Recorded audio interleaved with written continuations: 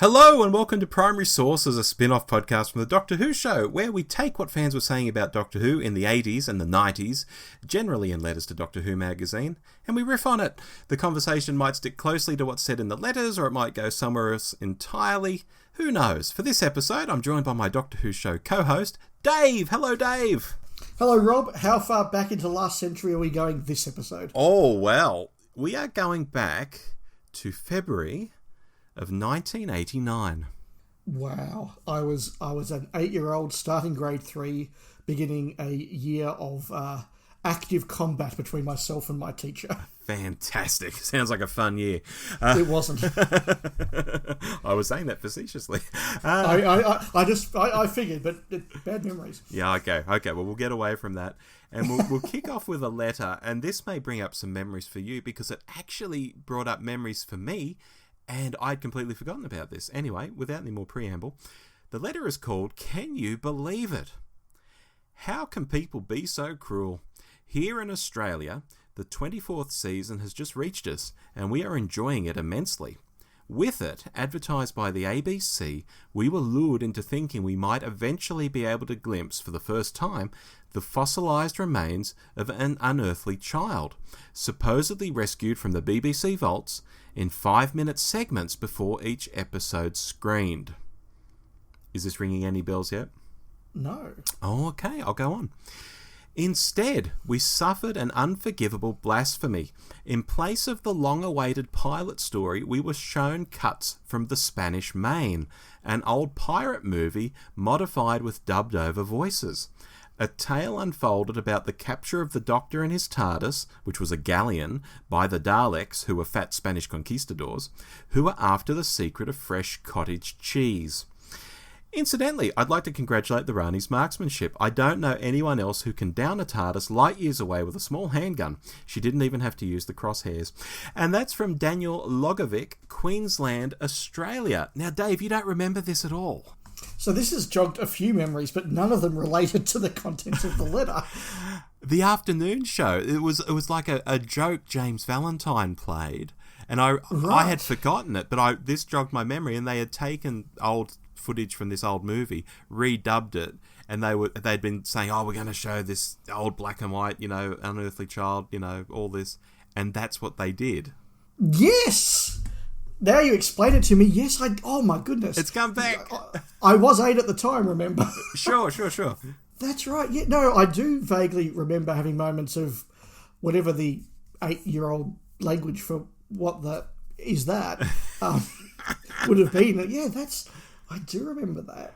Yeah, I read this letter and I thought, oh my God, I actually remember this now, and I thought it was crap. So what actually it did, it was, let's just put that out there, it was. What this actually did remind me of is that 4 years later, the ABC did show An Unearthly Child. Yes. For the 30th anniversary. They showed it across Monday to Thursday at 6 o'clock or 6:30 or something. So I do remember seeing that go out, and that being quite an interesting experience. And when the letter referenced cottage cheese, I was like, is he talking about Peter Russell Clark? Come and get it.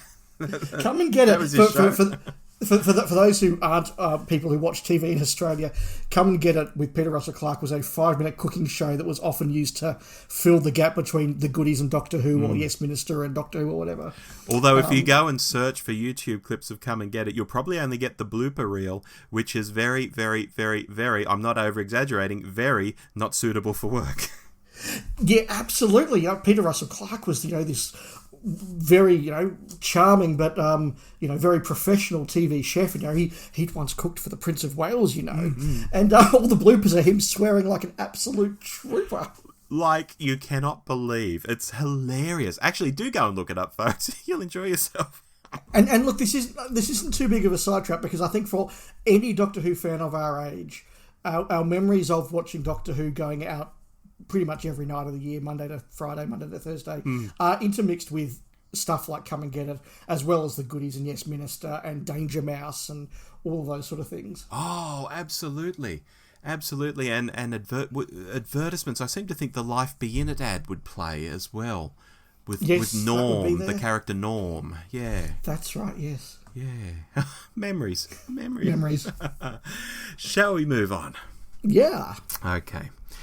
This one is called But Not in This Corner. The Happiness Patrol, moronic or masterpiece?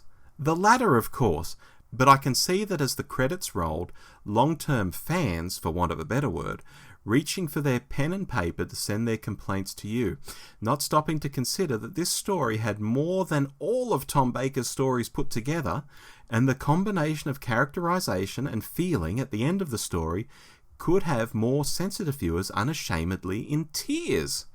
So congratulations to all involved. This is the Doctor Who that I, and I'm sure many others, would like to see in the future. That's from Paul Kinnear, Wirral. I wonder if he's in relation to Rory Kinnear or Roy Kinnear. Well, wouldn't that be something? It would be something. Their long-lost cousin who didn't go into acting. That's really interesting, and I certainly remember the controversy over the Happiness Patrol when I was a fan. And I can understand it, because episode 1 of the Happiness Patrol opens with a woman in pink clothing and a great big huge comedy pink wig saying, "Have a nice death." Yeah. And it ends with a giant talking sweetie saying, "I want my victims to die with smiles on their faces." Now, if you're in the mood for that, that's really cool, and I really enjoy it. If you're not in the mood for that and you're not expecting that, and you're just watching Doctor Who go out at whatever time it was in the UK, or at 6 o'clock on a weeknight here, it's very easy to go, "What am I watching? Yeah. This is just puerile." But do you think, and we sometimes try and relate letters from this era, or the eras we look at on the show, to what happens in fandom today, and we often come up with the thought, hey, not much has changed.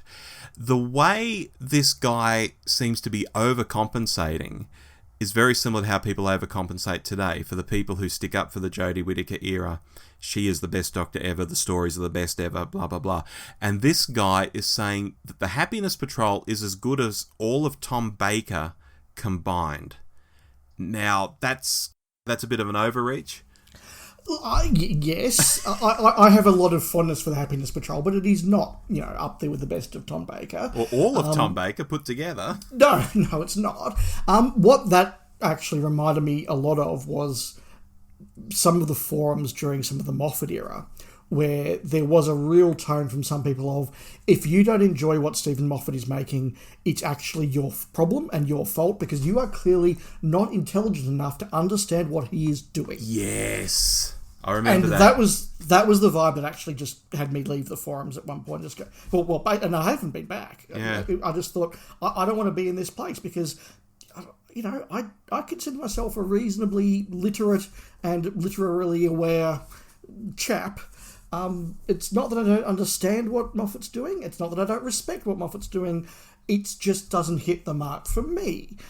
And I think the Happiness Patrol is very much a story like that. If that hits the mark for you, and you get a bit of the satire that's going on, although I don't think it's nearly the satire that a lot of people think it is, if you get sort of what it's saying about societies, if you get the deliberate fakeness of the society, it's a really good show. If you think that the Candyman is a really interesting, funny vibe, basically the scene where the Candyman picks up the phone and says "Candyman," you either laugh at that or you cringe at that, and that's not to say you're smarter than the other person. It's just a different way that you react to that gag, and I personally think that's just brilliant. Other people go, that's just puerile. That's okay. Yeah. Oh, look, I get mad at that kind of point of view too, because this is popular entertainment. You shouldn't have to know that, oh, that was a reference to some 17th century, French philosopher who once said blah, blah, blah, blah, blah, blah, blah. I know some Doctor Who fans get off hard on that sort of thing. But if you're just a kid, or you're just someone who's not interested in that sort of thing, you should be able to say whether you like something or not, and not be told, oh, well, you just don't get it, that this was, a homage to, popular 19th century novel by blah, blah, blah. That's just wank to me, and on this show, I don't take that high ground. I try and take a more sort of a common man kind of... Now, I'm sounding wanky, but do you know what I'm trying to say? I don't try and make it too highfalutin. No, I do, and I'm reminded, although this isn't a Doctor Who example, I think it's very apposite. I'm reminded of when the Hollow Crown performed in Melbourne around about the year 2000 with Derek Jacobi, Ian Richardson, Diana Rigg, and Donald Sinden. Wow, what a cast! What a cast and what a play! And you know, I can still remember sitting there watching, for example, Derek Jacobi and Ian Richardson reenact the trial of Charles I, or Diana Rigg reading the letters of Queen Victoria. It was a marvellous production, but it's also a very clever script. It's got some very old-fashioned Shakespearean sort of jokes and references in it. And there was a gentleman sitting behind us in the audience who would have been 55, 60, rocked up in a tweed jacket, and every time there was a particularly witty or Shakespearean joke or reference, he would make a point of going, just to make sure everyone in the audience knew that he'd got that joke, because he was very intelligent. Yeah. There's a word for people like that. There is. And look, you're right, not a lot has changed. And I think the final point I make is the Happiness Patrol is now looked at very differently by a lot of fans. And it is that thing we've been talking about a lot with the Jodie Whittaker era, that how something goes down as you're watching it the first time often bears little resemblance to how you feel about it 5, 10, 30 years in the future. Well, look, I was only going to do 3 letters, but let me slip in a quick one here, because it's also on the Happiness Patrol, and funnily enough, the heading is called Contrast. The Happiness Patrol was a nice contrast to Remembrance. I like this new kind of story where the writers are really allowed to do just what they want to do and be as imaginative as they want. The idea was intriguing and the mix of real and unreal was very clever. The Candyman and the Candy Kitchen was probably the best part, but the Candyman looked a little odd. From some angles he seemed impressive and from other angles not at all. I also get the impression that this story was stretched to 3 episodes. Even the Doctor, the main character, seems to be wandering around and trying to find things to do. There is just not enough plot to go around. A great shame considering all the other ideas that have gone into it. That's from Paul Bryan, Southend, Essex. So not as effusive there from Paul. He picks a few flaws in it, but likes it. The one thing I've got a couple of points to make, but the first point I'll make is that I think Paul's very right about season 25, in that it is a season of contrast. You do lurch from Remembrance to Happiness to Silver Nemesis to Greatest Show, and they are 4 very different vibes of story, and that I think is a strength of the season. As much as I think season 26 probably has a better set of stories, it does feel like a very similar tone and vibe across the season. Part of that is because Andrew Cartmell's becoming more and more dominant and the writers he's hiring are getting on board with his plan. Part of it is also just because the production team, particularly Cartmell and Aronovich and writers like that, have worked out what the show can do. Yeah. So they're sitting there going, well, when we try to do a really cool futuristic space colony ruled by a tyrannical woman, it looks cheap and tacky and like a studio. If we set something in 18th century Earth, it looks phenomenally good. And that's why season 26 has 3 stories set on Earth, because they know we can do this. We can make the budget work. Whereas, you know, the Happiness Patrol, I think, is let down a bit by the budget. It looks like a cheap studio production. It looks like a stage play, really. Oh, very much so. Very much so. And of course, we've got to throw in the obligatory people should watch it in black and white for the film noir effect. That's true. And it's also interesting as well, and we've talked about that a bit on this episode, in fact, the last couple of episodes, the difference in the experience between Australia and the UK. For example, I can remember reading lots of comments about the Bertie Bassett controversy when Happiness Patrol came out. Now, I still have no idea what Bertie Bassett looks like. I'm aware that he's a Sweets logo or mascot in the UK, but I have no idea what he looks like, and certainly I don't think anyone here was going, oh my God, that looks like Bertie Bassett. Yeah, no. And whilst I suspect a lot of Australians, particularly old ones, would have kind of got at the time that Sheila Hancock was kind of doing a bit of a Thatcher satire, at least in terms of mannerisms and voice. I didn't get that at the age of 8 or 9 when I saw the Happiness Patrol, and I suspect even Australians who've gone, oh, I think she's doing a bit of Thatcher, it wouldn't have resonated quite the same as in the UK, where you know, Thatcher was on the news every night. Yeah, very different experience around the world. Anyway, shall we get into this final one? Yes, let's. It's a quick one. The heading is, Don't Bother. Oh, okay. You may as well not bother showing a checklist as to what stories the BBC have recovered, because no one in this country ever looks likely to see them. What sort of people at the BBC will show a season of Steptoe and Son and Fawlty Towers repeats, but not even a hint of their most successful series, even in its 25th year? I read in the Daily Mirror a while ago that the BBC were planning a one-off special about the show and its history, so where is it? Jonathan Muir, Northampton. This is from 1989. Yes. Well, Resistance is Useless was 4 years off at that point, so I don't know what that was a reference to. Well, at the end of the letter, the editor of Doctor Who magazine mentions that they made a Silver Nemesis documentary for the New Jersey network, and I think that's available on the DVD of Silver Nemesis, I think. It certainly was released on the VHS. I can't remember if it was on the DVD or there were copyright problems with it. Oh, gosh. I know I've seen it, but was it VHS or DVD? Yeah, I'm that old. I know I've seen it. That's the Gary Downey Let's Make Magic quote comes from. Yes. Yeah, that's interesting. Okay. So maybe the Daily Mirror caught a whiff of that documentary being made and reported on it, perhaps? Yeah, and look, fans hearing rumours about recovered episodes that have been locked away never to be seen, talk about the more things change, the more they stay the same. Because, people still speculate about lockups in Wigan with discovered but not released stuff. But what was really interesting to me is something I've been thinking about a bit lately, because at the time we were recording, of course, John Challis passed away, who I think of as being the wonderful Scorby in The Seeds of Doom. And I hadn't actually realised he was a semi-regular in a number of series of Only Fools and Horses. Right, yeah. Because we talk about how 70s Doctor Who was an ongoing thing. We all had yearly repeats of Pertwee and Tom and all the rest of that. But on the other hand, we never really got repeats or even proper screenings in some ways of stuff like Steptoe and Son and Only Fools and Horses. Like, I've never really seen those. I know there have been repeats here and there, but it's not something that was a big deal. The Goodies and Yes Minister were repeated on a regular basis in Australia. Fawlty Towers was much, much rarer, but that was repeated a lot in the UK. And Python, I think, has been repeated more in the UK than it has here. What about The Bill? I mean, The Bill has a gazillion episodes, but that was repeated here.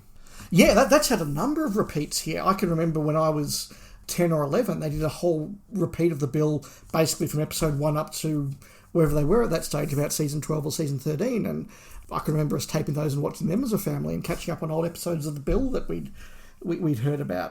Would you be as transfixed as I was as a child watching the feet at the closing credits? Yes. To watch if they were in step with each other? Absolutely. It is hypnotic. Yes. I had to mention that, sorry. I'll probably never get another chance again to mention the feet on The Bill.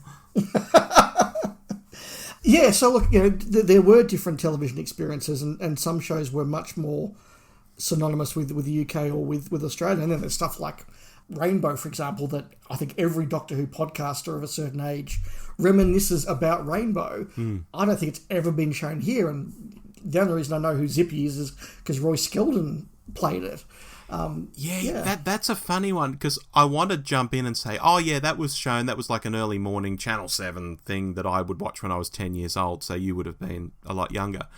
But then I think, or have I just watched YouTube videos over the years and convinced myself that I saw it as a child? I actually don't know, and that's kind of scary. And look, the final point I'll make, because we are running very close to the 20 minutes now, sure, is obviously 1989 is probably just before the really big rollout of the VHS releases. I know by 91 they were starting to release stuff like The Dominators and The Web Planet and The War Games. Dalek Invasion of Earth, I think it was 1990.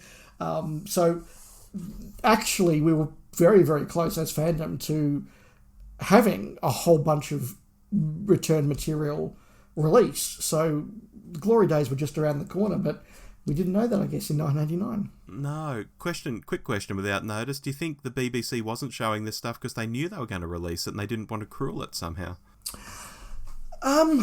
No, I think the BBC has never had the repeat culture that we have had in Australia.